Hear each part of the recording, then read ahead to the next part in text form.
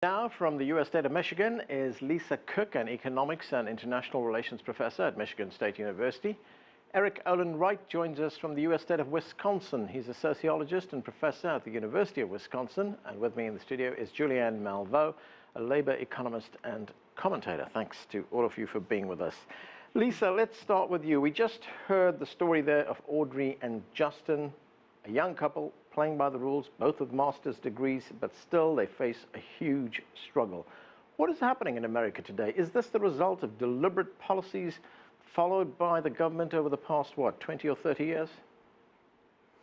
Well, I don't think it's just the result of deliberate policies, but I would point to one policy that could have contributed to what we see, certainly in terms of earnings inequality, and that's the decline in the real wage.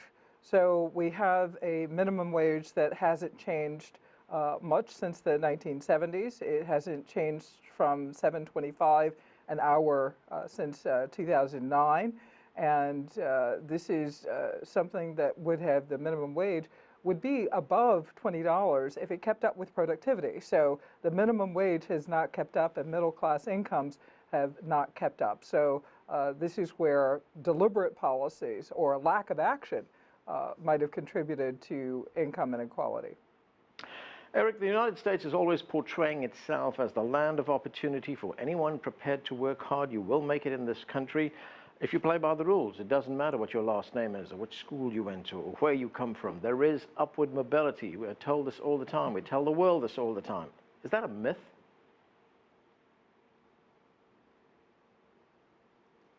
You know, Anand, it is. Were you asking? Yes, Eric. I'm sorry. I didn't. Were you asking me or? No, Eric. I was asking you. Yes.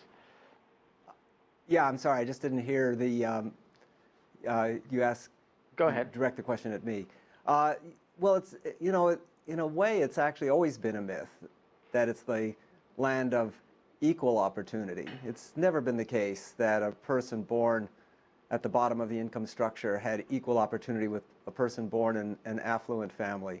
And of course, if you add race to the equation, it has absolutely never been the case this is the land of equal opportunity with respect to race.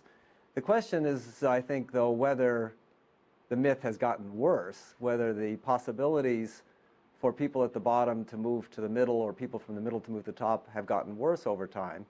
The evidence on the deterioration of opportunity, I think, is somewhat mixed.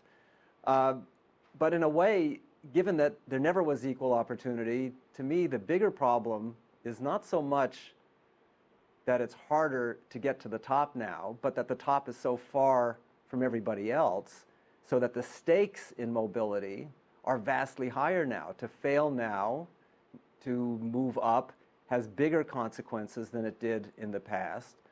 And the dispersion of incomes, the intensification of inequalities, makes all sorts of other conditions of life worse for people.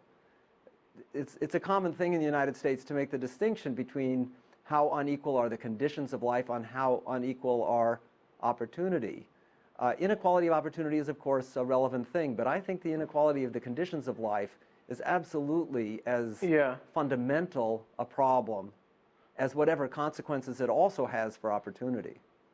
Right, Julianne, you wanted to comment on that as well. Have we lost this upward mobility? Because there used to be a time when, there's an old story about the ladder being sent down by the Italian nobles so that people at the bottom can climb up that ladder to join them as well. But, is that ladder now being removed? There's no ladder, or there's hardly a ladder. I mean, I think earlier when you'd asked Eric the question about the myth, I was about to say exactly what he said. I mean, the myth has always been a lie, and now it's become a big lie. Because when you look at, as Lisa spoke to, the wage stagnation, especially at the bottom, you have people in the unions fighting for $15 an hour. And even then you're talking about wages of about $30,000 a year. If you earn the minimum wage today, full-time, full year, working 40 hours a week, 52 weeks a year, you're earning like 15,000 bucks. And so that's the poverty line for a two-person family. So what about a woman with 2 children, remembering that half of the minimum wage workers are women, and half of those women are women of color, African American and Latina. So we're looking at people who don't have that many opportunities. We're also looking at the unaffordability of education. Young people now owe $1 trillion in student loan debt. When I was a college president, one of the things I did, just as being an economist, was look at the debt that the young ladies had as they were graduating. Some as high as $80,000. Because when you use that number, about a 30,000 debt, half of all young people graduate with no debt at all. So, when you look at the arithmetic of that, you've got young people who graduate with enormous debt, which means they delay adulthood. They're staying at home until they're 30 so they can pay off part of their student loans. They're delaying purchasing homes. And Anand, we could look at this personally, but if we looked at it also economically, what we might note is that this income inequality, and especially among the younger 25 to 34, is an economic drag. If you're not buying a home, but you're paying back student loan debt, you're not contributing to GDP. And so we're hurting ourselves by refusing to deal with these policies. The gentleman, the young man in the piece talked about the nightmare. And for many people, they've dotted the I's, they've crossed the T's, they play by the rules, and they're not getting ahead. It's a great point. Lisa, I mean, is there a recognition on the part of people who run this country that the middle class is shrinking? And if the middle class is shrinking, that means there's less disposable income, means that there's less consumer spending, means that your economy at some point will be shrinking. Oh, definitely. At the Council of Economic Advisors, when I was there from 2011 to 2012, our largest focus was on income inequality. And we talked about it as many times as we could. We calculated it in as many ways as we could. And we thought about the consequences. I think the consequences are dire. In the U.S., to address this myth that you were talking about earlier, in the U.S., we have a higher than average income intergenerational immobility than most rich countries, the OECD countries, and this is predicted to grow worse. So what are the consequences of that? Let's think about the future.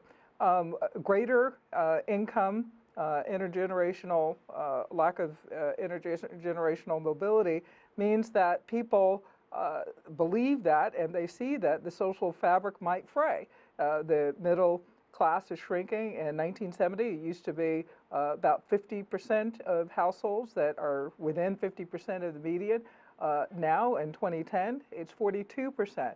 And we have a lot of evidence in many different fields of the social sciences that tell us what might happen when there's such polarization in society.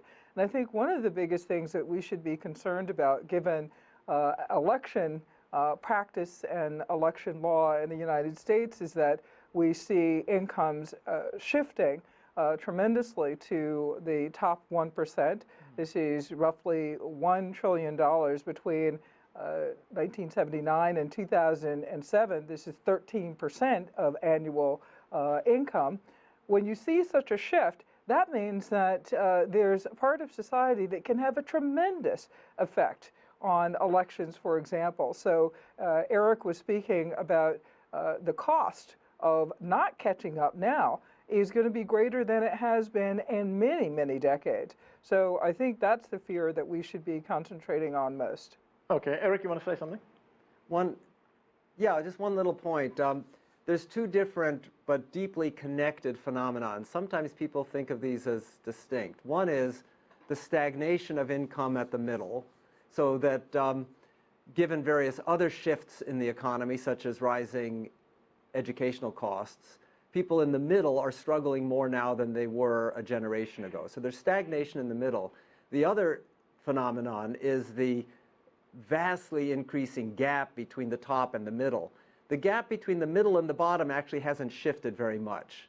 The increase in inequality overall is heavily, heavily shaped by the gap between the very top and the middle. Now the question then is the stagnation at the middle in part a consequence of the increasing gap between the middle and the top? Or are these just two separate phenomena? Some people want to say they're separate phenomena. The rich are doing better, but that has nothing to do with why the middle is stagnating. I, on the other hand, would argue strongly that the stagnation at the middle is to a significant extent a consequence of the process by which the very rich are doing so much better. The stagnation at the middle is connected Okay. to the decline of the labor movement. I'm in a state where that, of course, is big news. The absolute attack, ruthless attack on the labor movement in the state of Wisconsin. The stagnation in the middle is partially a result of the decline of the labor movement. It's All right. It's also a, yeah, go on. Julian, I just want to get to some of the other factors that contribute to this widening gap. One is that, we know that a lot of industries in the United States have become consolidated. Corporations have become Yes. massive. They've become very, very powerful. There's no collective bargaining. Unions have become a four-letter word.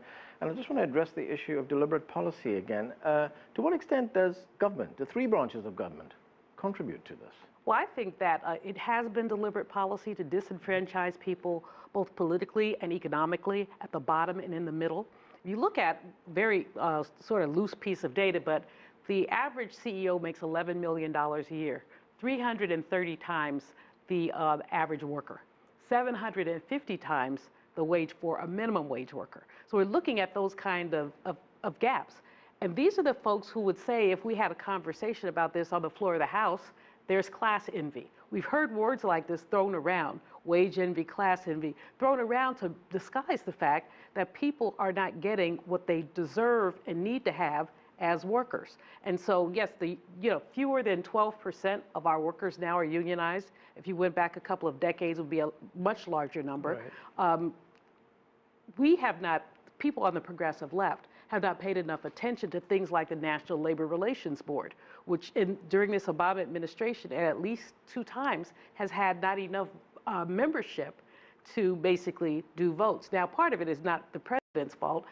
The way the nomination process works, you've got to put up a Democrat and a Republican at the same time, and of course, you know what the political ironies are there. But the Tea Party right has fought very hard. They fought against Obamacare, which quite frankly gives more people opportunity to have access to health care, which does help in terms of income. So they fought Obamacare. They fought, as Lisa said, the minimum wage has been the same, and they fought raising the minimum wage. The president has only proposed $10.10 an hour, whereas the unions, SEIU and others, are asking for 15. Right. So his proposal, as always, is a modest proposal, but he still can't get any concurrence on that. So it seems to me that people are saying, we don't pay attention to the bottom. I was in a green room with a Republican member of Congress who will go nameless, and I have a reputation for being slightly boisterous from time to time. So I actually said to him, I had some unemployment data. I said, aren't there any unemployed people in your district? And he said, why do you ask? I said, because this unemployment rate is ridiculous. Now it's gotten much better. Right. But still, you have people who are hungry, who are unemployed in everybody's district, but you have some people who behave like they just don't care.